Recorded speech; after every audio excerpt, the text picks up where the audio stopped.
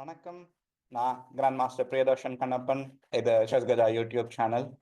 நம்ம ஒவ்வொரு சுற்றும் உலக சதுரங்க சாம்பியன்ஷிப் டிங் வெர்சஸ் குகேஷ் எப்படி நடந்துட்டு இருக்குன்னு பார்த்துட்டு இருக்கோம். 10 சுற்றுக்கள் முடிஞ்சு 11வது சுற்றுடைய ரீகேப் நம்ம இன்னைக்கு பார்க்க போறோம்.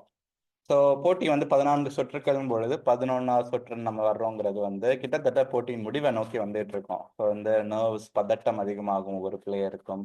தவறுகள் அதிகமா நடந்தா அதோடைய விலை ரொம்ப அதிகம். ஏன்னா ஒரு ஒரு ஆட்டம் தோத்தா கூட மேட்சோடைய விறுவிறுப்பு கூடும். ஏன்னா சுற்றுக்கள் குறைஞ்சிருச்சு. அந்த மாதிரியான ஒரு சுற்று தான் 11வது சுற்று. குகேஷ் வெள்ளை நிற பீஸுடன், டிங் லிரன் கருப்பு நிற பீஸுடன் விளையாண்டாங்க. இந்த ஆட்டம் மிகவும் பரபரப்பா ஆன ஒரு ஆட்டம். குகேஷ் வெற்றி அடைஞ்சாரு. ஸோ இந்த 11வது சுற்றுல ஜெயிச்சதன் விளைவாக குகேஷ் இந்த போட்டியில முன்னாடி நோக்கி போயிருக்காரு. ஒரு லீட் எடுத்திருக்காரு.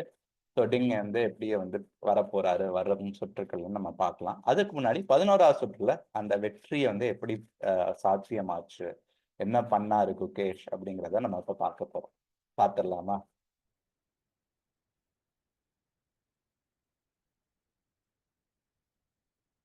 ஸோ 11வது சுற்றுல குகேஷ் வெள்ளை நிற பீசஸோடும், டிங் லிரன் கருப்பு நிற பீஸோடும் விளையாண்டாங்க. குகேஷ் நைட் F3 அப்படின்னு ஆரம்பிச்சாரு அவருடைய முதல் நகர்வா. அதற்கு D5 அப்படின்னு வச்ச உடனே C4.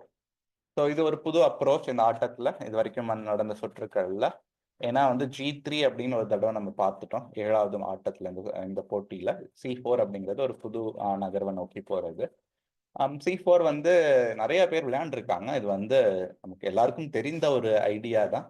ஆனா இந்த மேட்சுக்கு ஒரு புது ஐடியா அப்படின்னு நம்ம சொல்லலாம்.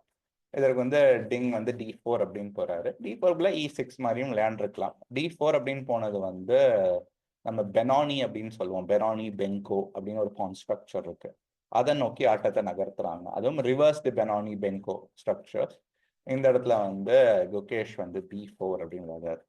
ஸோ நம்ம இது வரைக்கும் கத்துக்கிட்ட நிறைய ஓப்பனிங் பிரின்சிபல், அதாவது ஆரம்ப நிலையில என்னென்ன எப்படிலாம் விளையாடணுங்கிறதெல்லாம் பிரேக் பண்ற மாதிரி இருக்கு. அதாவது சென்டர்ல விளையாடல, ராணி இருக்கு பக்கத்துல தான் ஒயிட் விளையாடுறாங்க, பான்ல அதிகமா நகர்த்துறாங்க. ஆனா அது எதுவும் டெவலப்மெண்ட்டுக்கு எதுவும் உதவுதானா பெரிய லெவல்ல இல்லை.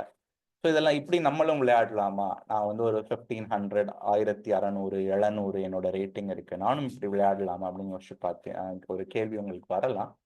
விளையாடலாம், ஆனா தவிர்ப்பது நல்லது. ஏன்னா குகேஷுடைய சதுரங்க புரிதல் உங்களுடைய புரிதலும் ஒரே மாதிரி இருக்காது. அவருடைய புரிதல் மிகவும் அதிகமா இருக்கும். அவர் 2783 ஃபிடே ரேட்டிங் புள்ளிகள் வச்சிருக்காரு. ஸோ அவர் எந்த இடத்துல நம்ம ஒரு சட்டம் இருக்கு, ஒரு ரூல் இருக்குன்னா அது எங்க பிரேக் பண்ணணும், எங்க அதை ஃபாலோ பண்ணணும்னு அவருக்கு நன்கு அறிந்திருப்பார். ஆனா நமக்கு என்னன்னா நிறைய இடங்கள்ல அந்த ரூல் என்னன்னே நமக்கு தெரியாது. நம்ம ரூலே தெரியாம இருப்போம் நிறைய இடங்கள்ல. அப்படி இருக்கும் பொழுது நம்ம ரூலை போய் பிரேக் பண்றது நமக்கு நிறைய இடங்கள்ல அவ்வளவு சாதகமா அமையாது. நம்ம ஒரு 1600 1700 ரேட்டட் பிளேயரா இருக்கும் பொழுது அதை மனசுல வச்சுக்கிட்டு நீங்க உங்களுடைய முடிவுகளை டெசிஷன்ஸை நீங்க எடுக்கணும் அப்படிங்கிறது என்னுடைய கருத்து. ஸோ B4க்கு C5 அப்படிங்கிறாரு. நான் பானை கொடுக்குறாரு அப்படின்னு யோசிச்சு பார்க்கலாம். இதுல பாயிண்ட் என்னன்னா, இப்ப C5 இந்த மாதிரி விளையாடும் பொழுது இப்ப BC5 அப்படின்னு பானை அடிச்சோம்னா, இப்போ உடனே இல்லைனாலும் ஒரு 5-6 நகர்வுகள் கழிச்சு இந்த C5 பானை கருப்பு நிறம் கேப்சர் பண்ணிடுவாங்க. எப்படி பண்ணுவாங்கன்னா, நைட் C6 கொஞ்ச நேரத்தில் விளையாடுவாங்க, E5 விளையாடுவாங்க, அப்புறம் பிஷப் C5 இந்த மாதிரி விளையாண்டு கேப்சர் பண்ணிடுவாங்க. இந்த C5ல நம்ம தெரிஞ்சுக்க வேண்டியது ஒரு இன்ட்ரெஸ்டிங்கான விஷயம் என்னன்னா, இது அந்த நம்ம சொன்ன ரிவர்ஸ் ஓப்பனிங். அதாவது வெள்ளை நிறம் இதே மாதிரி ஒன்று விளையாடுவாங்க, அதே இது கருப்பு நிறம் அவங்க சைட்ல இருந்து விளையாடுறாங்க. ரிவர்ஸ்டு ஓப்பனிங் அப்படின்னு சொல்லலாம். அதுல ஆனா ஒரு பிரச்சனை என்னன்னா, ரிவர்ஸ்டா விளையாடும் போது ஒரு நகர்வு கம்மியா இருக்கும், அந்த மாதிரியான ஒரு சூழ்நிலை வரும். ஸோ இந்த இடத்துல அந்த டெம்போ அப் ஆர் டவுன் இருக்கும் நம்ம பார்த்தோம்னா. இந்த இடத்துல E3 அப்படின்னு வைக்கிறாரு குகேஷ். ஸோ நம்ம இந்த ஆட்டத்தை ப்ளூமென்ஃபெல்ட் கேம்பிட் அப்படின்னு ஒரு ஓப்பனிங் இருக்கு. அதே இது ரிவர்ஸ்டா நம்ம, அதாவது உல்டா பண்ணி வந்திருக்கு அப்படின்னு சொல்லலாம். இதற்கு இந்த இடத்துலயே ஆட்டம் மிகவும் விறுவிறுப்பா சூடு பிடிச்சிருச்சு. ஏன்னா டிங்கும் சரி குகேஷும் சரி, முக்கியமா டிங் ரொம்ப யோசிக்க ஆரம்பிச்சிட்டாரு அப்படின்னு சொல்லலாம். இந்த இடத்துல 38 நிமிடங்கள் யோசிச்சுட்டு நைட் F6 ஆரம்பிச்சார். ஸோ 4வது நகர்வுல 38 நிமிஷம் யோசிக்கணும்னா ஒரு விதத்துல இது ஒரு தவறுன்னு நம்ம சொல்லலாம். நைட் F6 மூவ்ல பிரச்சனை கிடையாது. ஆனா இந்த ஒரு மூவுக்கு 38 நிமிஷம் யோசிக்கணும்னா அது தவறு. அவ்வளோ நேரம் வந்து டைம் மேனேஜ்மெண்ட் வந்து ரொம்ப முக்கியம் என்னை கேட்டீங்கன்னா. நைட் F6க்கான 38 நிமிஷம் வந்து பண்ணியிருக்க கூடாது. ஏன்னா வந்து அவ்வளவு முக்கியமான ஒரு டெசிஷன் இது கிடையாது. ஆனா நான் சொன்னபடி சுற்றுக்கள் அதிகம் ஆக ஆக பதற்றம், பயம் எல்லாம் வந்து பிளேயரோட மனசுல நிறையா வரும். ஏன்னா வந்து they are playing for high steaks match அப்படின்னு சொல்லுவோம். அதை இழப்பதற்கு ரொம்ப அதிகம் உள்ள ஒரு சூழ்நிலையில விளையாண்டுட்டு இருக்காங்க 2 பேருமே. ஸோ நைட் F6 அப்படின்னு விளையாண்ட உடனே நைட் F6 பதிலா இப்படியும் விளையாண்டுருக்கலாம். D3, FE3, CB4 அப்படின்னு விளையாண்டுருந்தா ஒயிட் D4 அப்படின்னு விளையாண்டுருப்பாங்க. ஸோ வெள்ளை நிறத்துக்கு சென்டர் நடுப்பகுதி வந்து பலமா இருக்கு. பார்த்தீங்கன்னா இங்க ஒரு பான், இங்க ஒரு பான், இங்க கண்ட்ரோல் ரொம்ப அதிகமா இருக்கு. ஆனா அதற்கு விலை என்ன கொடுக்கப்பட்டிருக்குன்னா ஒரு பான் கொடுக்கப்பட்டிருக்கு. அந்த மாதிரியான ஒரு பொசிஷனை நோக்கி இந்த ஆட்டம் நகர்ந்திருக்கு. ஆனா இது விளையாடாம என்ன பண்ணிட்டாங்கன்னா A3 அப்படின்னு குகேஷ் விளையாடுறாரு. இது வந்து கொஞ்சம் இன்ட்ரெஸ்டிங்கான ஐடியா. இது வந்து அதிகமா இதுவரைக்கும் விளையாடப்படாத ஒரு மூவ். இந்த இடத்துல விளையாடுறாங்க. அதோட முக்கியமான என்னன்னா, எல்லா வாய்ப்புகளையும் திறந்து வச்சுக்கிறாங்க. என்ன வேணுமோ நம்ம அதுக்கு ஏத்தபடி எடுத்துக்குவோம். அல்லது ஏத்தபடி விளையாண்டுக்குவோங்கிறது தான் வந்து குகேஷோடைய டீமோட அனாலிசிஸா இருந்திருக்கு. அதுதான் குகேஷும் விளையாடுறாரு. அதற்கு பிஷப் G4 அப்படின்னு விளையாண்டார். இது ஒரு சரியான மூவ்னு நம்ம சொல்ல முடியாது. 2 காரணங்களுக்காக. ஒன்று, அந்த மந்திரிய நகர்த்திட்டு வந்து G4 வச்சதிலேயே ஒரு சிறிய பிரச்சனை இருக்கு. இன்னொன்னு, இந்த ஒரு நகர்வுக்கு 22 நிமிடங்கள் எடுத்துக்கிட்டார். நம்ம போன நகர்வுல பார்த்தோம் கிட்டத்தட்ட 30 நிமிடத்துக்கும் அதிகமாகும். இந்த நகர்வுக்கு 22 நிமிடங்களும் அதிகமா எடுக்கும்போது என்ன ஆகுதுன்னா, குகேஷை விட டிங் வந்து அந்த நேரம் கிளாக்ல வந்து ரொம்ப பின்தங்கிடுறாரு. நமக்கு தெரிஞ்ச விஷயம் தான். 40 நகர்கள் வரைக்கும் எந்த எக்ஸ்ட்ரா இன்கிரிமெண்ட்டும் கிடையாத ஒரு டைம் கண்ட்ரோல்ல விளையாண்டுட்டு இருக்கிறதுனால கிட்டத்தட்ட 2 நகர்வுகள் சேர்த்தே 1 மணி நேரம் செலவு செய்வது என்பது மிகவும் வெரி புவர் டைம் மேனேஜ்மெண்ட் பை டிங். நம்ம தொடர்ந்து பார்த்துக்கிட்டே வந்திருக்கோம் இந்த சுற்றுல முந்தைய சுற்றுக்கள்லையும் நிறைய தடவை. ஸோ பிஷப் G4 அப்படின்னு குகேஷ் ED4 இப்போ சென்டரை கேப்சர் பண்றாரு. சென்டர்ல CD4 H3 bishop F3 queen F3. எனக்கு இந்த பொசிஷன் வந்து வெள்ளை நிறத்துல விளையாட ரொம்ப பிடிச்சிருக்கு அப்படின்னு நான் சொல்லுவேன். அதுக்கு முக்கியமான காரணம் என்னன்னா, நிறைய சுற்றுகள் ஆல்ரெடி சொன்னதுதான். டபுள் பிஷப் 2 மந்திரிகள் இருக்கும் பொழுது ஒரு அட்வான்டேஜ் உருவாகும். அது இங்க கிடைக்க போகுது. இன்னொன்னு வந்து பெரிய அளவுல ரிஸ்க் எதுவும் இல்லை ஒயிட்டுக்கு இந்த பொசிஷனை பொறுத்தவரை அப்படிங்கிறது என்னுடைய லாஜிக். ஸோ டிங் என்ன சொல்றாரு, குவீன் C7. இதுக்கு ஒரு டிஃபென்சிவ் ஐடியாவும் இருக்கு, ஒரு அட்டாக்கிங் ஐடியாவும் இருக்கு. இது ஒரு மல்டி பர்பஸ் மூவ். இதற்கு வந்து D3 அப்படின்னு வந்து குகேஷ் விளையாண்டாரு. இதற்கு பதிலாக C5 அப்படின்னு விளையாண்டிருந்தது நல்லா இருந்திருக்கும். இதோட முக்கியமான பாயிண்ட் என்னன்னா, இந்த மந்திரி வந்து இங்க ஒரு செக்கோட வந்துட்டு கேஸ்டில் அப்படின்னு குயிக்காக விளையாண்டுடலாம். இது வந்து ஒயிட்டுக்கு வந்து ஒரு நல்ல பொசிஷன் வந்திருக்கும். ஏன்னா அதற்கப்புறம் நம்ம D3, night D2, bishop B2 இப்படிலாம் ஈஸியா நம்மளுடைய பாக்கி இருக்கும் யானை, மந்திரி, குதிரை இருக்க எல்லாத்தையும் டெவலப் பண்ணி வெள்ளை நிறத்துக்கு ஒரு அட்வான்டேஜ் கிடைச்சிருக்கும். ஆனா இதற்கு பதிலாக D3 அப்படின்னு விளையாண்டது கொஞ்சம் பாசிவ் பிளே அப்படின்னு நம்ம சொல்லலாம். இதற்கு டிங் சரியா ஒரு நகர்வு விளையாண்டாரு. என்னை கேட்டீங்கன்னா வீடியோவை பாஸ் பண்ணிட்டு கெஸ் பண்ணுங்க. கெஸ்ஸை விட கால்குலேட் பண்ணுங்க. 2லேருந்து 3 நிமிடங்கள் எடுத்துக்கலாம். நீங்க வந்து என்னை கேட்டீங்கன்னா என்ன விளையாடுவீங்கிறத நல்லா யோசிங்க. நீங்க கருப்பு நிறம் வச்சிருந்தா என்ன விளையாண்டுருப்பீங்க அந்த இடத்துல அப்படிங்கிறத யோசிச்சிட்டீங்களா? இப்ப என்ன விளையாண்டாரு டிங்? அவர் விளையாண்ட அந்த சரியான நகர்வு என்னங்கிறத நம்ம பார்ப்போமா? A5 அப்படின்னு விளையாடுறாரு. இது ஏன் வந்து அவ்வளவு சிறந்த நகர்வுன்னு பார்த்தீங்கன்னா, B5 அப்படிங்கறத வந்து வெளி ப்ரொவோக் பண்றாரு. இந்த வந்து ஒரு வடிவேல் படத்துல ஒரு காமெடி வரும். ஏன்னா சண்டைக்கு வா சண்டைக்கு வான்னு கூப்பிடுவாங்க. அது மாதிரி வந்து போனோம்னா தெரியும் வந்து போயிருக்க கூடாது சண்டைக்கு அப்படிங்கிற மாதிரி. அது மாதிரி தான் ப்ரொவோக் பண்ணி முன்னாடி நோக்கி வர சொன்ன உடனே இதுல சண்டைக்கு முன்னோக்கி அந்த பான் வந்ததோடைய மிகப்பெரிய பிரச்சனை என்னன்னு பாத்தீங்கன்னா இந்த C5 ஸ்கொயர். இந்த ஸ்கொயருக்கு வந்து இப்ப கண்ட்ரோல் ஒயிட் இழந்து விட்டது.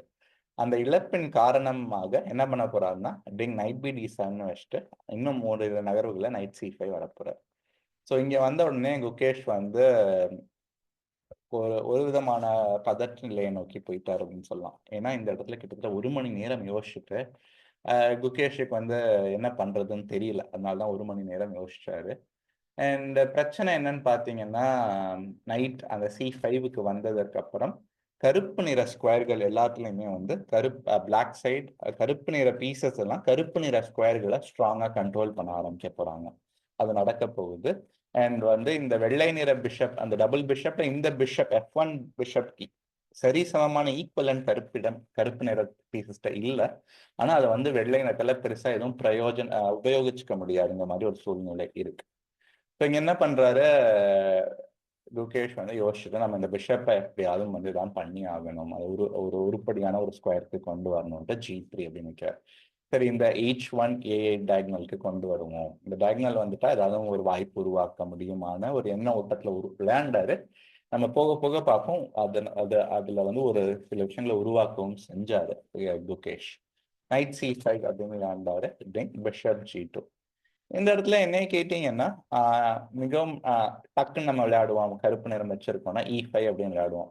வெஸ்ட் பிஷப் D6, அப்புறம் கேசல். இதுதான் வந்து சாதாரணமா நம்ம விளையாடக்கூடியது. இப்படியே விளையாண்டுருக்கலாம், பெரிய ரிஸ்க் எதுவுமே கிடையாது டிங்க்கு. ஆனா டிங் வந்து கொஞ்சம் எதிர்பாராத ஒரு நகர்வா நைட் F7 அப்படின்னு வைக்கிறாரு. இதுக்கு பின்னாடி ஒரு தெளிவான ஒரு என்ன ஓட்டம், ஒரு ஐடியா இருக்கு. அது என்னன்னா நைட் E5 வந்துட்டு இந்த பான் அட்டாக் பண்றது. இத இப்ப வந்து குகேஷ் என்ன யோசிக்கிறாரு, சரி அந்த பான் அட்டாக் பண்ண போறாரு. ஆனா வந்து நைட் F7 அந்த குதிரையை பின்னோக்கி போனதுல ஒரு பிரச்சனை என்னன்னா, கருப்பு நிறம் டெவலப்மெண்ட்டை வந்து ஃபோக்கஸ் பண்ணாம இருக்கிறது தான். ஆல்ரெடி நகர்ந்த ஒரு டெவலப் ஆன ஒரு குதிரையை திருப்பி நகர்த்தும் பொழுது குகேஷ் சொல்றாரு, சரி நம்ம ரிஸ்க் எடுப்போம், இந்த இடத்துல வந்து கேன்சல் பண்ணி இந்த பான் போனா போகட்டும் அப்படிங்கிற எண்ண ஓட்டத்துக்கு வர்றாரு. நைட் E5 அப்படின்னு பான் அட்டாக் பண்ணனே குயின் F4. குயின் F4 வந்து இந்த இடத்துல இருக்கும் ஒரே நகர்வு இந்த ஆட்டத்துல வந்து ஒரு கருப்பு நிறத்துக்கு ஒரு ப்ராப்ளமையோ ஒரு ஈக்குவாலிட்டியை க்ளோஸ் டு ஈக்குவாலிட்டியை மெயின்டைன் பண்றதுக்கான ஒன்லி மூவ் குயின் F4. இதற்கு வந்து ரூக் D8 அப்படின்னு வந்து டிங் விளையாண்டார். இந்த இடத்துல நிறைய நகர்வுகள் இருக்கு ரெண்டு சைடுக்குமே. ரொம்ப காம்ப்ளிகேட்டடான காம்ப்ளெக்ஸான ஒரு பொசிஷன். இந்த இடத்துல வந்து G6 அப்படின்னு யோசிச்சிருக்கீங்க, எதுக்கு ரூக் D8 ஆடணும், இப்படி விளையாண்டு பிஷப் G7 ஆடிக்கலாம்னா இந்த இடத்துல ஒரு மிகவும் மிகவும் அருமையான ஒரு மூவ் ஒயிட்டுக்கு இருக்கு. என்ன கேட்டீங்கன்னா வீடியோவை பாஸ் பண்ணிட்டு கெஸ் பண்ணி பாருங்க. கொஞ்சம் கஷ்டமான மூவா கூட இருக்கும் உங்களோட நிறைய பேருக்கு இதை கண்டுபிடிக்கிறதுக்கு. கண்டுபிடிச்சிங்கன்னா மிகவும் பிரமாதம். யோசிச்சு பாருங்க, நீங்க வெள்ளை நிறம் வச்சிருந்தீங்கன்னா இந்த இடத்துல என்ன விளையாண்டுருப்பீங்க அப்படிங்கிறத யோசிச்சிட்டிங்களா? 3ல இருந்து 5 நிமிஷம் பாஸ் பண்ணி யோசிங்க. யோசிச்சிட்டிங்கன்னா அந்த அருமையான மூவை நம்ம பார்த்துடலாம். Night C3. என்ன சும்மா நைட்டை தூக்கி ஃப்ரீயா கொடுக்குறீங்க அப்படின்னு யோசிச்சீங்கன்னா இல்ல, அதுதான் இல்ல. ஏன்னா இந்த பான் D4ல இருக்கிற நைட்டை வந்து C3ல இருக்க நைட்டை D4 பானால கேப்சர் பண்ணா இப்ப B6 அப்படின்னு ஆட போறோம். B6 இதனால என்ன கிடைக்க போகுது அப்படின்னு யோசிச்சீங்கன்னா குயின் B6 மாதிரி விளையாண்டா குயின் E5 பண்றோம். ஸோ அப்புறம் வந்து நம்ம இந்த ரூக் H8ல அட்டாக் ஆகுது, C3 பான் அட்டாக் ஆகுது. இல்ல நாங்க குயின் D6 மாதிரி போக போறோம் அப்படின்னு யோசிச்சு பாக்குறீங்க. குயின் D6னா இப்ப நம்ம D4ன்னு விளையாடுறோம். நைட் C4ன்னு விளையாண்டா DC5, queen F4, bishop F4. So ஒரு சிப்பாய் கருப்பு நிறத்துக்கு அதிகமாக இருந்தாலும் பிரச்சனை என்னன்னா இந்த B7 பான் வந்து எப்ப வேணாலும் விழுகலாம். இன்னொன்னு வந்து இந்த குதிரையோ இல்ல பானோ வந்து சேஃபா இல்லை. ஸோ ஒயிட்டுக்கு வந்து ஜெயிக்கிறதுக்கான வாய்ப்புகள் மிகவும் அதிகமா இருக்கு. ரிஸ்க் வந்து கருப்பில் தான் அதிகமா இருக்குன்னு நான் நினைக்கிறேன் இந்த மாதிரி. சரி, இதெல்லாம் எதுக்கு விளையாடணும், நம்ம வந்து பேசாம குயினை நகர்த்தி போய் D8ல வச்சிடலாம்னா கிட்டத்தட்ட எந்த பெரிய மாற்றமும் இல்லை. இப்பயும் D4 தான், நைட் C4னா DC5 தான். அதே மாதிரியான ஒரு சூழ்நிலை தான் உருவாகி இருக்கும். ஸோ இந்த நைட் C3யோட பாயிண்ட் என்னன்னா, நீங்க அந்த குதிரையை அடிக்கலைன்னா நைட் D5 மாதிரி வந்துட்டா ரொம்ப பிரச்சனை கருப்பு நிறத்துக்கு. ஸோ G6 விளையாண்டுருந்தா இப்படி நகர்ந்திருக்கும். ஆனா வந்து G6 போகாம டிங் வந்து ரூக் D8 அப்படின்னு வைக்கிறார். ஸோ இப்போ நம்ம நைட் C3லாம் வைக்க முடியும்னா அவ்வளோ வந்து ஒரு நல்ல மூவ் கிடையாது இப்போ நைட் C3. ஸோ இப்போ அதுக்கு பதிலாக என்ன விளையாடலாம், B6 மாதிரி எதுவும் நகர்த்த முடியும்னா நகர்த்தலாம். ஆனால் பெருசா ஒன்றும் நமக்கு கிடைக்காது, ஏன்னா குயினை தூக்கி வந்து B8ல வச்சுருவான். ஸோ இதெல்லாம் யோசிச்சுட்டு குகேஷ் என்ன செய்யறாரு, நைட் D2ங்கிற ஒரு வாய்ப்பும் இருந்தது, ஆனா அதுவும் அவர் விளையாடல. அதுக்குள்ள ரூக் D1 அப்படின்னு போறாரு. ரூக் D1 வந்து ஒரு தவறான நகர்வு. இந்த தவறான நகர்வுனால என்ன பிரச்சனைகள்னா முக்கியமா நம்ம பார்க்கணும்னா இந்த இடத்துல ரூக் D1க்கு D3 பானை சப்போர்ட் பண்றாருன்னா இல்ல.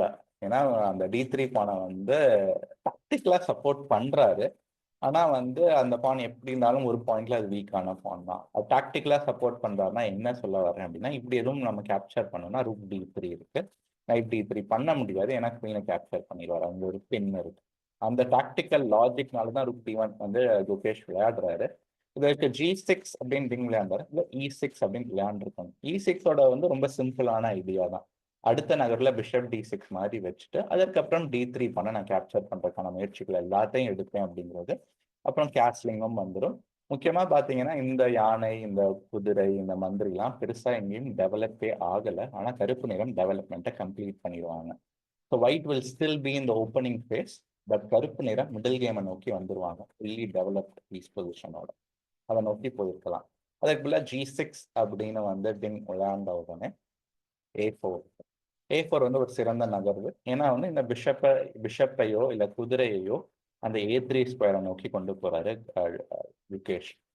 இதுல வந்து நம்ம கத்துக்க வேண்டிய ஒரு சின்ன ஒரு பாயிண்ட் இருக்கு. ஓப்பனிங்ல வந்து பான் நகர்வுகள் வந்து அந்த பான் நகர்வுங்கிற லாஜிக் மட்டும் இல்லாம அந்த பான் நகர்ந்ததன் விளைவாக அந்த இது அதற்கு முன்னாடி அந்த பான் எந்த ஸ்கொயர்ல இருந்தோ அந்த ஸ்கொயரை கிளியரன்ஸ் பண்றதாகவும் நம்ம வச்சுக்கலாம். இந்த ஆடி தள்ளுபடி எல்லாம் சொல்லுவாங்க கிளியரன்ஸ் சேல், அது மாதிரி ஸ்கொயர் கிளியரன்ஸ் நம்ம இங்க பாக்குறது. ஸ்கொயர் கிளியரன்ஸ் அப்படின்னா அந்த பர்டிகுலர் ஸ்கொயருக்கு வேற ஒரு பீஸை வந்து கொண்டு போய் நிறுத்துறதுக்கான வாய்ப்பு இருக்கான்னு நம்ம பார்க்கறது தான் வந்து ஸ்கொயர் கிளியரன்ஸ். ஸோ இப்போ A4ஓட லாஜிக் வந்து A3 ஸ்கொயருக்கு குதிரையோ மந்திரியோ வர்றதுக்கான வாய்ப்பை உருவாக்கி தர்றது தான் ஸ்கொயர் கிளியரன்ஸ். ஸோ A4 அப்படின்னு விளையாடுறாரு. இதற்கு டிங் வந்து H5 அப்படின்னு விளையாண்டாரு. ஆனா இது வந்து சரியான நகர்வு கிடையாது. நம்ம இன்னொன்று கவனிக்க வேண்டியது, இரண்டு சைடுமே வந்து மிகவும் டைம் மேனேஜ்மெண்ட்ல வந்து டைம்ல ரொம்ப கம்மியான நேரத்தை தான் அவங்களுடைய கிளாக்ல வச்சிருந்தாங்க இப்பவே. அண்ட் 16 நகர்வுகள் எல்லாம் முடிஞ்சிருக்கு. 40 நகர்வுகள் விளையாண்டாதான் அவங்களுக்கு அந்த எக்ஸ்ட்ரா டைம் கிடைக்கும். ஸோ நிறைய தவறுகளை நோக்கி ஆட்டம் விறுவிறுப்பா போக ஆரம்பிச்ச உடனே B6 அப்படின்னு ரொம்ப ப்ரிசைஸ் அக்யூரேட்டான ஒரு மூவ் B6. ஸோ இந்த ராணி வந்து கேள்வி கேட்கிறாரு, நீங்க எங்க போக போறீங்க அப்படின்னு. அதுக்கு ராணி என்ன சொல்றாங்க, நாங்கள் குயின் D6 அப்படின்னு போய்க்கிறேன். அதுல குயின் B8ன்னு போயிருக்கலாம், இது கொஞ்சம் சேஃபரான ஸ்கொயர்.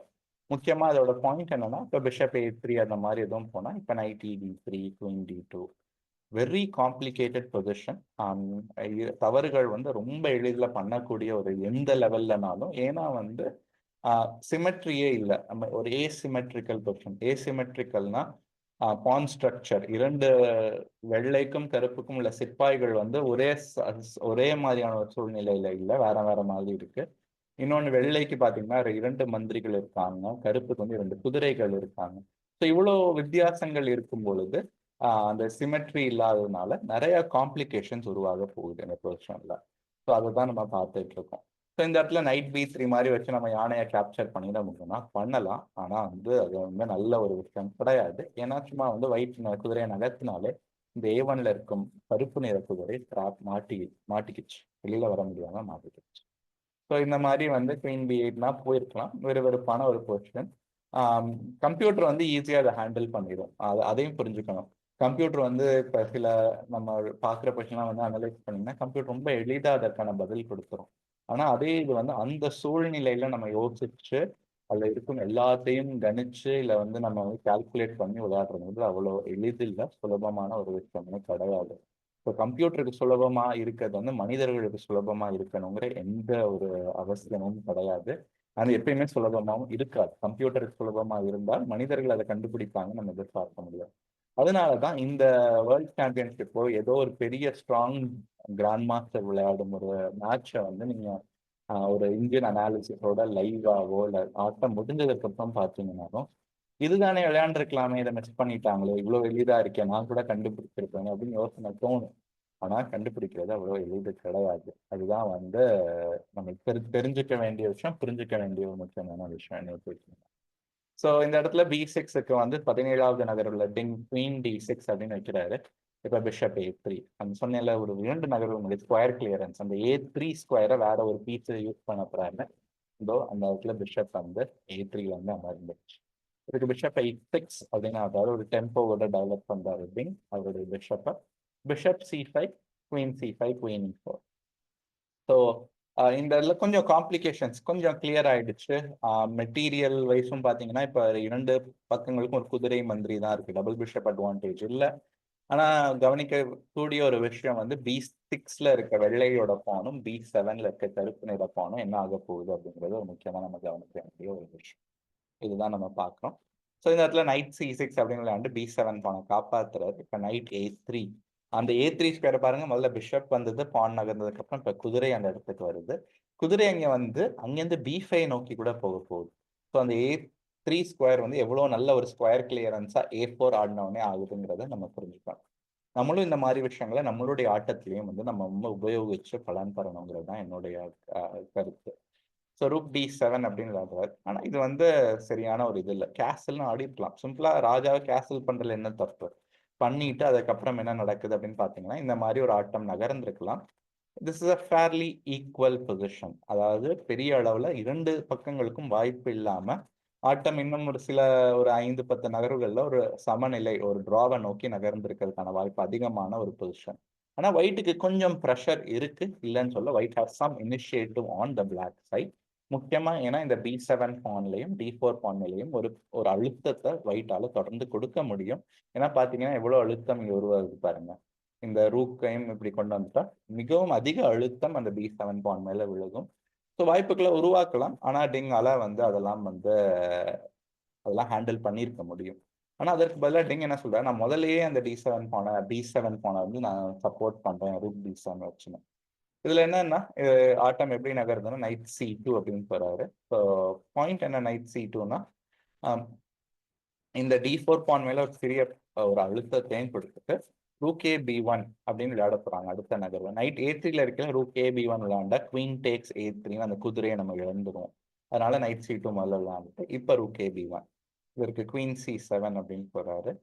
இதுக்குள்ள நைட் B4 வச்சிருக்கலாம். ஆனா இது ஒரு நல்ல நகர்வு கிடையாது. ஏன்னா இப்படி விளையாண்டு ஆட்டம் இப்படிதான் நகர்ந்துருக்கு. Queen E5, short castles, A5 and then ராணி எங்கேயாவது நகர்த்தி கொண்டு போனோம். இப்படி எக்ஸ்சேஞ்ச் செய்ய வச்சோம்னா இப்படி கேப்சர் பண்ணிட்டு இந்த பான் இன்னும் ஓரிரு நகர்வுகளில் விழுந்துரும். அப்புறம் இந்த பான் அப்புறம் அதற்கு ஒரு ப்ரமோஷன் அதற்கு வந்து போய் அது ராணி ஆகிடும். அதனால கருப்பு நிறம் தோற்றுவான். ஸோ இதனால ரூக் B1க்கு 23வது நகர்ல டிங் வந்து குவீன் C7 அப்படின்னு வைக்கிறாரு. Rook B5. ஸோ அந்த B5ல வந்து வெள்ளை நிற பீசஸ் வந்து ரொம்ப ஆக்டிவா ரொம்ப வந்து பரபரப்பா நகர்வுகள் ஆரம்பிக்கிறாங்க. இப்போ என்னன்னா அடுத்த ரூக் இந்த யானையை வந்து இங்க கொண்டு வர போறாங்க. இந்த மாதிரி நிறைய விஷயங்கள் நடக்க போகுது. ஸோ இப்போ கேசல் ஒரு வழியா டெவலப்மெண்ட்டை வந்து டிங் கம்ப்ளீட் பண்றாரு. 24வது நகர்வுல தான் கேசலிங் பண்றாரு. நம்மளும் 24வது நகர்வுகள்ல நம்மளுடைய கேசலிங்கை பண்ணணுமானா நீங்க கண்டிப்பா பண்ணக்கூடாது. அதுதான் நான் சொல்லுவேன். ஏன்னா வந்து நம்ம இந்த இடத்துல பார்த்தோம்னாலும் வந்து டிங்குக்கு வந்து கேஸ்லிங் பண்ணாலும் இது ஒரு பிரச்சனையான ஒரு பொசிஷன் தான். ஸோ எப்பயுமே நமக்கு வந்து தெரிஞ்சபடி ஒரு 15 நகர்வுகளுக்குள்ள கண்டிப்பா நம்மளுடைய எல்லாத்தையும் டெவலப் பண்ணி நம்மளுடைய பீஸை டெவலப் பண்ணி கேசல் பண்ணி மிடில் கேமை நோக்கி நம்ம போயிடணும். 24 நகர்வுகள் 25 நகர்வுகளுக்கெல்லாம் வந்து நம்ம அதை வச்சுக்க கூடாது. அது வந்து சரியான ஒரு இது கிடையாது. இப்போ இந்த இடத்துல ரூக் B1 அப்படின்னு போயிருக்கலாம். இது மிகவும் ஒரு எதிர்பார்க்கப்பட்ட நகர்வு தான். ஆனால் இப்படி விளையாடல குகேஷ். அதுக்கு பதிலாக வேற ஒன்று விளையாண்டாரு. அது ப்ராக்டிக்கலா நல்ல மூவ். ஆனால் வந்து மோர் அக்யூரேட்டானா கிடையாது. ஸோ ரூக் B1 போனால் என்னன்னா B7 பான் மேல அழுத்தம் கொடுக்குறோம். குவீன் C8 போய் டிஃபெண்ட் பண்ணலாம். அதற்கு குவீன் E2 அப்படின்னு விளையாடலாம். இந்த மாதிரி விளையாண்டுட்டு அடுத்து வாய்ப்பு கிடைக்கல H4 பிஷப் H3 அப்படின்லாம் ப்ரெஷர் கொடுக்கலாம். அந்த ஒரு எக்ஸ்ட்ரா சிப்பா இருக்கிறது வந்து கருப்பால அதை உணரக்கூட முடியாத மாதிரியான ஒரு சூழ்நிலை. ஏன்னா அந்த எக்ஸ்ட்ரா சிப்பாயால எதுவுமே பண்ண முடியாது இப்போதைக்கு. அந்த எக்ஸ்ட்ரா சிப்பாய் மேலதான் நம்மளுடைய கவனம் எல்லாம் வெள்ளையன் வந்து வச்சிருக்காங்க அப்படின்னு நம்ம சொல்லலாம். ஸோ இப்படி போயிருக்கலாம். அதற்கு பதிலாக வந்து ருக் D1க்கு பதிலாக குகேஷ் 25வது நகர்ல நைட் A1 அப்படின்னு வச்சாரு. லாஜிக் இருக்கு. அதுல என்ன லாஜிக் இருக்கு அப்படின்னா இந்த நைட் வந்து C2ல வந்து பெருசா ஒன்றும் பண்ணல. அவர் என்ன சொல்றாரு, நான் இங்க கொண்டு வர்றேன் B3க்கு. கொண்டு வரும்பொழுது இங்கேயும் கொஞ்சம் ஒரு அழுத்தம் கொடுக்குறேன். இந்த அழுத்தம் முன்னாடியே C2ல இருந்து கொடுக்கப்பட்டதுதான். அது தவிர நான் இங்கேயும் வர முடியும். என்னுடைய குதிரை வந்து மிகவும் வேற வேற பிரச்சனைகளை கருப்பு நிறத்துக்கு உருவாக்கக்கூடிய ஒரு சூழ்நிலையில வந்து வர வாய்ப்பு இருக்கு அப்படின்றது. இது வந்து டிங் கொஞ்சம் எதிர்பாராத ஒரு மூவா தான் நைட்டே வந்து நம்ம பார்க்கிறோம். இங்க வந்து கொஞ்சம் கன்ஃபியூஸ் ஆயிட்டாரு. அவரால் என்ன பண்ணணும்னு தெரியல. நம்ம சொன்னபடி அந்த கடிகாரத்துல இருந்த நேரமும் மிக குறைவாக இருந்தது இந்த இடத்துல 2 பேருக்குமே. இந்த இடத்துல வந்து டிங் என்ன பண்ணியிருக்கணும் அப்படின்னா, என்ன கேட்டீங்கன்னா வீடியோவை பாஸ் பண்ணுங்க, கெஸ் பண்ணுங்க, யோசிச்சு பாருங்க. எவ்வளோ ஹை ஸ்டேக்ஸ் மேட்ச்ல இந்த மாதிரி ஒரு நடுவில் நீங்க விளையாண்டுட்டு இருந்தீங்கன்னா, கருப்பு நிற பீஸஸ் வச்சிருக்கீங்க அப்படின்னா என்ன விளையாடுவீங்க? நிறைய நேரம் யோசிக்கணும்னு தோணும். ஆனா அவ்வளவு நேரம் வந்து ஆட்டத்துல இல்லை அவங்களுக்கு. என்ன கேட்டீங்கன்னா 3ல இருந்து 5 நிமிஷம் தான் உங்களுக்கும் இருக்குன்னு நினைச்சுக்கோங்க. அந்த 5 நிமிஷத்துக்குள்ள நீங்க என்ன பரபரப்பா கண்டுபிடிப்பீங்க கருப்பு நிற பீசஸ் வச்சிருந்தீங்கன்னா அப்படின்னு யோசிச்சுட்டு தொடர்ந்து வீடியோவை பாருங்க. ஸோ இந்த இடத்துல வந்து ரூக் D6 அப்படின்னு டிங்க் விளையாண்டுருந்தாருன்னா அவரோட பொசிஷனை அவர் காப்பாற்றிருக்கலாம். ஸோ ரூக் D6ஓட லாஜிக் என்ன, இது எதுக்காக வச்சிருக்கணும் அப்படின்னு பார்த்தீங்கன்னா, இப்போ நைட் B3 அப்படின்னு குகேஷ் விளையாண்டாருன்னா நைட் C5 வர்றதுக்கு முன்னாடியே நம்ம ரூக் E6 அப்படின்னு வைக்கிறோம். ஸோ அந்த நம்மளுடைய யானையை வச்சு அவங்களோட ராணியை அட்டாக் பண்றோம். குவீன் F3 அப்படின்னு போனா திருப்பி அட்டாக் பண்ணலாம். ஸோ ரூக் F6 இந்த மாதிரி அட்டாக் பண்றதன் விளைவாக இந்த ராணியை வந்து இந்த H1 A8 டயக்னல், இந்த டயக்னலை விட்டு தள்ளி போக நம்ம முயற்சி எடுக்கலாம். இந்த மாதிரி போகையில H4 இப்படின்னு விளையாண்டு ஒரு இன்ட்ரெஸ்டிங்கான காம்ப்ளிகேட்டட் பொசிஷன் வந்திருக்கும். இல்ல ரூக் D6 ரூக் DB1 அப்படின்னு குகேஷ் விளையாடுவார் அப்படின்னா இப்ப ரூக் B8 விளையாண்டுட்டு நைட் B3 ரூக் E6 இந்த மாதிரியான ஒரு பொசிஷனை நோக்கி நாங்கள் வந்திருக்கலாம். ஸோ இங்கே பார்த்தீங்கன்னா ரூக் E5 கொஞ்சம் அவ்வளோ ஈஸியாக ரூக் E5க்குலாம் வந்துடாது மிடில் கேமில். ஆனால் ஒரு இன்ட்ரெஸ்டிங்கான ஒரு பொசிஷன். இன்னும் வந்து கருப்பு ஒரு சிப்பாய் வந்து அதிகமாக வச்சிருக்காங்க. ஆனால் white has good amount of pressure to maintain the balance இந்த பொசிஷன். ஆனால் இது பண்ணாமல் 25வது நகர்வில் ரூக் D6ன்னு போகாமல் ரூக் B8 அப்படின்னு விளையாடுவார். ஸோ இதில் என்ன பிரச்சனை ரூக் D8ல அப்படின்னா, இப்போ நைட் B3 அப்படின்னு ஒயிட் விளையாண்டோடனே ஒரு ஹார்மனி ஆஃப் த பொசிஷன் நம்ம சொல்லுவோம்ல, ஒரு ரிதம், இந்த இசைனா வந்து ஒரு அப்படியே ஒரு ஃப்ளோ ஆகணும், ஒரு அருவி மாதிரி அப்படியே ஒரு ஸ்மூதா இருக்கணும் அப்படிங்கிறது. அது மாதிரி அந்த பொசிஷன்ல வந்து ஒரு கோஆர்டினேஷன், ஒரு ஒரு பீஸுக்கும் இன்னொரு பீஸுக்கும் இருக்க கோஆர்டினேஷன் வந்து கொஞ்சம் தடைப்படுது இந்த பொசிஷன்ல கருப்புக்கு. என்னன்னா வந்து B6ன்னு ஆடணும்னு கருப்பு ரொம்ப ஆசைப்படுவாங்க. பிரச்சனைனா B6 விளையாட முடியாது. ஏன்னா C6ல இருக்க குதிரை வந்து ஹேங் ஆகும். ஹேங் ஆகும்னா அதை வந்து கேப்சர் வெள்ளை நிற பீஸால அதை அடிச்சிட முடியும். ஸோ நம்மளால B6 விளையாட முடியாது. ரூக் D6ன்னு விளையாடணும்னு ஒரு ஆசை இருக்கும். ஆனால் அதுல சில பிரச்சனைகள் இருக்கு. ஸோ நிறைய விஷயங்கள் பண்ணணும்னு தோணும். ஆனா பண்ண முடியாத சூழ்நிலையில கருப்பு இப்போ இருக்காங்க. கருப்பு நிற பீஸ் முக்கியமா டிங்லிரன் இருக்காரு. ஸோ டிங்லிரன் என்ன சொல்றாரு, E6 அப்படின்னு நான் வைக்கிறேன். என்னுடைய யானைக்கு E7ல ஒரு ஸ்கொயரை நான் கொடுத்துக்கிறேங்க. இது முக்கியமா இதனால நான் B7ஐயும் டிஃபெண்ட் பண்ணிக்கிறேன். E6லயும் கொஞ்சம் டிஃபரன்ஸ் இருக்கு அப்படிங்கிற மாதிரியான இதை போறாரு. பட் இப்போ ரூக் DB1 போனோடனே நம்ம பார்க்கணும், இந்த B7 பான் மேல இருக்க ப்ரெஷரை பாருங்க. இங்க ஒரு அட்டாக்கர், ரெண்டாவது அட்டாக்கர், மூன்றாவது அட்டாக்கர். இங்கேயுமே வந்து இது டைரக்டா அட்டாக் பண்ணனாலும் ப்ரெஷர் வந்து உருவாகுது. கிட்டத்தட்ட 5 ஒயிட் பீசஸ், ஒயிட்டோட இருக்க எல்லா ராஜாவை தவிர இருக்க எல்லா பீசஸும் B7 பான் மேல ஒரு ப்ரெஷர் போடுறாங்க. அண்ட் வந்து இவ்வளோ ப்ரெஷர் போடையில நார்மலாக யோசிச்சு பாருங்க, நமக்கு ரொம்ப அழுத்தம் ஏற்பட்டால் நம்ம வந்து நம்மளால சரியா வேலை பார்க்க முடியாது, இல்லை கொலாப்ஸ் அண்டர் ப்ரெஷர். அதைத்தான் டிங்கும் நம்ம செய்கிறார். He collapse under pressure here. இந்த இடத்துல என்ன விளையாண்டுருக்கணும் அப்படிங்கிறது முன்னாடி அவர் வந்து என்ன தவறு செஞ்சாருன்னு நம்ம பார்த்துருவோம். அதுக்கு முன்னாடி வந்து இந்த மாதிரி இன்னொன்று நம்ம கவனிக்க வேண்டியது டைம். ஏன்னா 28வது நகர்வுல இருந்தோம். கிட்டத்தட்ட 17லேருந்து 13 நகர்வுகள் வந்து 2 சைடும் விளையாடணும். ஸோ இந்த மாதிரி ஒரு கொஸ்டின்ல டைம் இல்லைன்னா ரொம்ப ரொம்ப கஷ்டம் யோசிக்கிறதுக்கே. ஏன்னா வந்து எது எங்கே வந்து சப்போர்ட் இல்லாமல் இருக்குன்னு நம்மளை யோசிக்கணும், காம்ப்ளிகேஷன்ஸ் கவனிக்கணும். இந்த மாதிரி இருக்கையில யாருமே எதிர்பாராத ஒரு பெரிய பிளண்டரை டிங் இங்க செய்கிறார். இந்த பிளண்டர் தான் வந்து இந்த ஆட்டத்தை உடனே முடிவுக்கு கொண்டு வந்துடுது. இது ரொம்ப காஸ்ட்லியான, மிகவும் விலை அதிகமான ஒரு பிளண்டரா இந்த மேட்ச்ல இந்த 14 சுற்றுக்கள்ல மாறக்கூடிய வாய்ப்பும் இருக்கு. ஏன்னா வந்து அவர் குவீன் C8 அப்படின்னு வைக்கிறார். சரி, இந்த இடத்துல நீங்க பாஸ் பண்ணிட்டு உங்களுக்கு முன்கூட்டியே என்ன விளையாண்டாருன்னு தெரிஞ்சிருக்கலாம். இன்கேஸ் நீங்க இதெல்லாம் முதல் தடவை இந்த கொஸ்டின் அனலைஸ் பண்றீங்கன்னா பாஸ் பண்ணிட்டு அந்த குகேஷுக்கு வெற்றியை உருவாக்கி தந்த அந்த நகர்வு என்னங்கிறத கண்டுபிடிங்க. இந்த இடத்துல குகேஷ் குவீன் C6 அப்படிங்கிற ஒரு அருமையான முதல் விளையாடுறாரு. இதோட பாயிண்ட் என்னன்னா, குவீன் C6ல பாத்தீங்கன்னா இப்ப வந்து BC6 அப்படின்னு நம்ம ராணியை கேப்சர் பண்ணோம்னா ரூக் டேக்ஸ் B8. ஸோ இப்போ இந்த ஒரு பின் இங்கே உருவாகி இருக்கு. பின் B8 ரூக் B8. கருப்புக்கு வந்து ஒரு குதிரையும் மந்திரியும் இருக்கு. ஐ மீன் வெள்ளை நிற பீசஸ்க்கு கருப்புக்கு ஒரு மந்திரி மட்டும்தான் இருக்கு. So white has an extra piece. So queen C6, queen takes C6 no, bishop takes C6 and it is game over again because b takes C6 now rook takes B8. So queen C8 ஓட ஆடனோடனே queen C6 டிங் resign பண்ணிவிட்டார். ரியலைசர் அவர் வந்து உடனே புரிஞ்சது நம்ம எவ்வளோ பெரிய தப்பு பண்ணியிருக்கோம் அப்படிங்கிறத. ஸோ குவீன் C8க்குள்ள என்ன விளையாண்டுருக்கலாம், ஏதாவது ஒரு அவருடைய பொசிஷனை காப்பாற்றுறதுக்கு ஏதாவது ஒரு நகர்வு இருந்திருக்குமான்னு யோசிச்சு பார்த்தீங்கன்னா நைட் B4 விளையாண்டுருக்கலாம். நைட் B4 உடைய இதோட பாயிண்ட் என்ன, இது ஏன் விளையாண்டுருக்கணும் அப்படின்னு பார்த்தீங்கன்னா, இந்த இடத்துல நைட் டேக்ஸ் B7 அப்படின்னு அடிச்ச உடனே, ஆனா இது வந்து நைட் B4 மட்டும் கிடையாது, அதுக்கு அடுத்து வர நகர்வுலையும் சரியா கணிச்சாதான் இந்த பொசிஷன் வந்து கருப்பு நிறத்தால விளையாட முடியும். நைட் டேக்ஸ் B7 அப்படின்னு வந்து குகேஷ் விளையாண்டுருப்பாரு. அதுக்கு பிஷப் F8. ஸோ ஒரு விதத்துல இன்டைரக்டா இந்த B4 குதிரைக்கு ஒரு சப்போர்ட் கொடுக்கறதுக்கு செயல்பட ஆரம்பிக்கிறாரு டிங் அப்படின்னு இந்த நகர்வுகள் கொண்டு போயிருக்கோம் ஆட்டத்தை. ஸோ இப்போ வந்து C5 அப்படின்னு விளையாண்டா இது ஒரு சாம்பிள் லைன் தான், இப்படி ஆட்டம் நகர்ந்திருக்கலாம், ஆனா இது வந்து ஆட்டத்துல நடக்கல. E5, C6. இப்போ பாத்தீங்கன்னா இந்த பான் வந்து ரொம்ப அட்வான்ஸ்டா ரொம்ப முன்னோக்கி வந்துருச்சு. இன்னும் இதுல நிறைய ப்ரெஷர் இருக்கு, இந்த குதிரை மேல ப்ரெஷர் இருக்கு, இந்த பான் மேல கூட ப்ரெஷர் இருக்கு. ஸோ வந்து அவ்வளோ எளிதாக விளையாடுறதுலாம் சாத்தியமே கிடையாது. ஆனா முயற்சி பண்ணணும்னா இதான் பண்ணியிருப்பாங்க. ரூக் E6 அப்படின்னு போயிக்கலாம், அதுக்கு குயின் E2 அப்படின்னு இந்த பானை சப்போர்ட் பண்ணலாம் பிஷப்பை வச்சுட்டு. இப்போ நைட் டேக் C6 வேண்டாம், குயின் C2 ஒரு பெண் உருவாக்குறோம் நம்ம இந்த இடத்துல. அதற்கு இந்த இடத்துல சரியான ஒரு மூவ் இருக்கு, குயின் C8.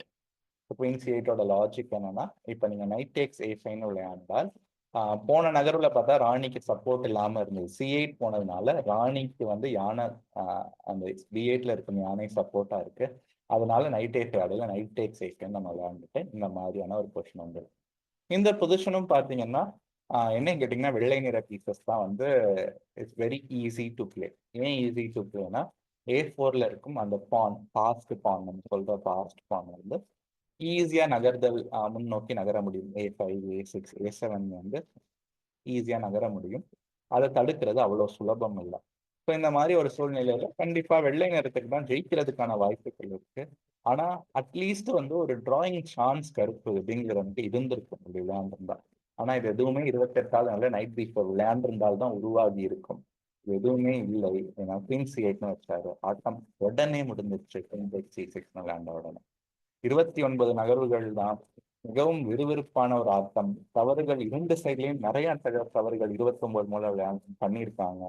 ஆனாலுமே வந்து நம்ம வந்து இந்த லெவல்ல இவ்வளவு தவறுகள் பண்ணுவாங்களா அப்படின்னு பார்த்தீங்கன்னா, நான் திருப்பி சொன்னதுதான், த ஸ்ட்ரெஸ், த டென்ஷன், இந்த மொமெண்ட் ஆஃப் த மேட்ச்ல இருக்க எவ்வளவு பரபரப்பு, அதோட வரக்கூடிய அழுத்தங்கள், யோசிக்கிறது பதட்டம் எல்லாத்தையும் நம்ம கணக்கில் வச்சு பார்த்தோம்னா இந்த மாதிரியான பிளண்டர் வந்து அதிகமா நடக்க வாய்ப்பு உள்ளதுதான்.